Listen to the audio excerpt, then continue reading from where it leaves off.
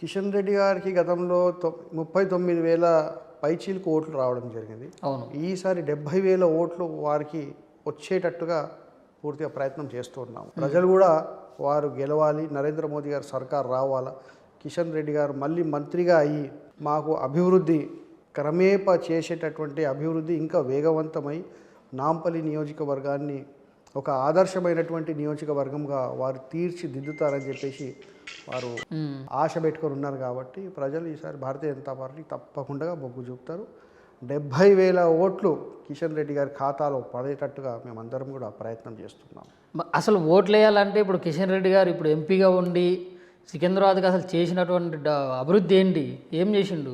అన్ని నియోజకవర్గాల్లో అభివృద్ధి జరిగింది, మంచి అభివృద్ధి.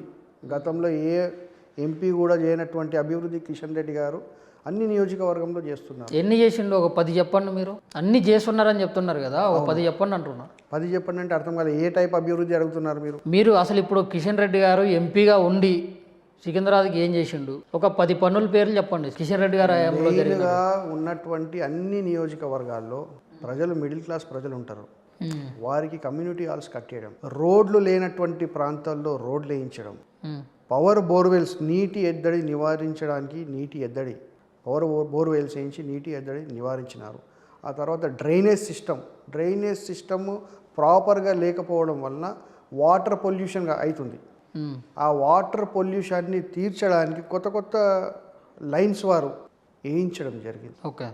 ఇలాంటి యొక్క కార్యక్రమాలు వారు చేయించుకుంటూ ఇప్పుడు దాదాపు నేను అనుకుంటా 5 సంవత్సరాల్లో 5 సార్లు జాబ్ మేళా అని చెప్పేసి ఒక జాబ్ మేళా కార్యక్రమాన్ని వారు పెట్టడము. మరి సికింద్రాబాద్ పార్లమెంట్లో ఉన్నటువంటి ప్రజలకు ప్రైవేటీకరణగా ఉన్నటువంటి ఏవైతే ఐటీ సెక్టర్స్ కానివ్వండి, కంపెనీలు కానివ్వండి, ఫ్యాక్టరీలు కానివ్వండి, దాంట్లో అందరికీ ఉపాధి కల్పన చేయడానికి వాళ్ళందరినీ పిలిపించి జాబ్లు ఇప్పించడం కానివ్వండి, అలాంటి ఒక కార్యక్రమాలు వారు నిరంతరం చేస్తున్నారు.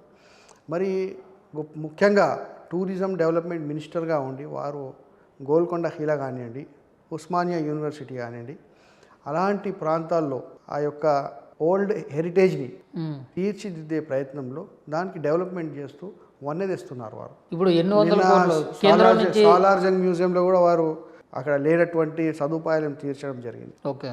మినిస్ట్రీ పరంగా కూడా ఏదైతే మనకు అవసరమో ఆ అవసరాన్ని కూడా తీరుస్తూ ఉన్నారు. నిరంతరము ప్రజల్లో ఉండేవారు ప్రజలకు ఉన్నటువంటి అన్ని సమస్యలను పరిష్కారం చేస్తూ మీరు ఒక విషయాన్ని గమనించాలా, మర్చిపోతున్నారు. చెప్పండి. నేను అంటే పార్టీ పరంగా కాదు, ప్రజలకు అందరికీ తెలుసు నరేంద్ర మోదీ గారు కోవిడ్ టైంలో ఏ రకంగా భారతదేశానికి వ్యాక్సినేషన్ ఇచ్చి ఏ రకంగా ప్రజలను ఆదుకున్నారో. దాంట్లో మర్చిపోయేది ఏముంది రాహుల్ చంద్ర గారు? ఇప్పుడు మెయిన్గా బీజేపీ పార్టీకి ప్లస్ పాయింట్స్ ఏంటంటే ఆర్టికల్ 360 కానీ, మన చంద్రయాన్ 3 సక్సెస్గా ఉండటం కానీ, మన కరోనా టైంలో వ్యాక్సిన్ విజయవంతంగా రావడం కానీ, ఇప్పుడు అయోధ్య రామ మందిర్ విషయంలో కానీ, ఇవన్నీ బీజేపీకి ప్లస్ పాయింట్స్. ఇప్పుడు వీటి వల్ల పార్లమెంట్లో ఖచ్చితంగా మేమే గెలుస్తాం అనేది ఏంటి నమ్మకం? అదే రీత్యా కిషన్ రెడ్డి గారు ఉస్మానియా కానివ్వండి, గాంధీలో కానివ్వండి, అంత తీవ్రమైనటువంటి కోవిడ్ సమయంలో వారు ఏ రకంగా పోయి పర్యటించి లేనటువంటి మాస్కులు కానివ్వండి, ఆ తర్వాత డాక్టర్లకు ఏ రకమైనటువంటి సదుపాయాలు, నర్సులకు కానివ్వండి, వాళ్ళు వేసుకునేటటువంటి కిట్లు కానివ్వండి, వారు ఇవ్వడం జరిగింది సొంతంగా. కేంద్ర ప్రభుత్వం ద్వారా సొంతంగా ఇవ్వడం జరిగింది. ఆ తర్వాత ప్రజలకు అనేకమైనటువంటి ప్రజలకు గ్రాసరీస్ ఇవ్వడం జరిగింది.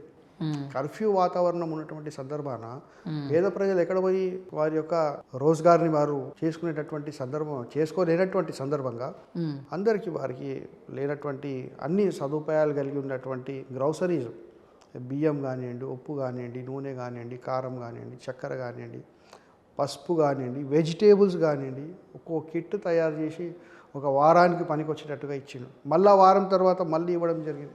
ఇలాంటి యొక్క సర్వీసెస్ సికింద్రాబాద్ పార్లమెంట్లో కిషన్ రెడ్డి గారు చేసినట్టుగా నాకు తెలిసి మరి ఏ నాయకుడు చేయలేదు. ఎందుకంటే మనం చూసినాం, 15,000 కోట్ల రూపాయలు నరేంద్ర మోదీ గారు కేసీఆర్ ప్రభుత్వానికి ఇస్తే గచ్చిబౌలి స్టేడియంలో 1,500 పడకాలు, 5,000 పడకాల గదులను నిర్మిస్తాం మేము, పేషెంట్స్కు విత్ ఆక్సిజన్ అన్ని సదుపాయాలు చేస్తామన్నారు. కానీ ఎక్కడ కూడా 50 పడకలు కూడా అక్కడ నిర్మాణం చేయనటువంటి నిర్మానుషమైనటువంటి వాతావరణాన్ని నిర్మించినాడు. కానీ ఆ 15,000 కోట్లు ఎక్కడ పోయినాయి, ఏం చేసిరు అనేటటువంటి విషయం ఇప్పటివరకు బయటికి రాలేదు. కిషన్ రెడ్డి గారు వారి యొక్క నియోజకవర్గంలో సికింద్రాబాద్ పార్లమెంట్లో ఉన్నటువంటి అన్ని అసెంబ్లీస్లో గెలిపించినటువంటి నా ప్రజలకు ఎలాంటి సౌకర్యాలు లేకుండగా వాళ్ళు ఇబ్బంది పడకూడదు అని చెప్పేసి పోలీస్ డిపార్ట్మెంట్లో పనిచేసే వాళ్ళకు, నర్సులకు, డాక్టర్స్కు వారికి కూడా వారు అనేకమైనటువంటి ట్యాబ్లెట్స్ కానివ్వండి, ఈ యొక్క ఆయుర్వేదిక్ హమ్దర్ద్కు సంబంధించినటువంటి వారికి immunity power boosting power tablets కానివ్వండి, జ్యూసెస్ కానివ్వండి, వారు చాలా సప్లై చేయడం జరిగింది. మేము పోయి సప్లై చేసినాం వారు ఇచ్చినప్పుడు.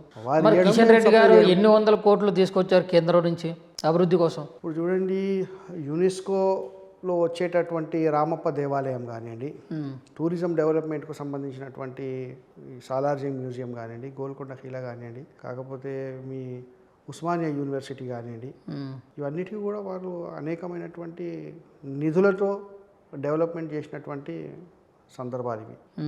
కనుక వారు ఎన్ని కోట్లు తీసుకొచ్చారు అనేటటువంటి విషయము నా దగ్గర ఇప్పుడు అది ఒక క్లారిటీ లేదు, కానీ ఉన్నప్పుడు తప్పకుండా మీకు చెప్తాను. నేను ఇప్పుడైతే మీకు క్లారిటీ లేదంటారా?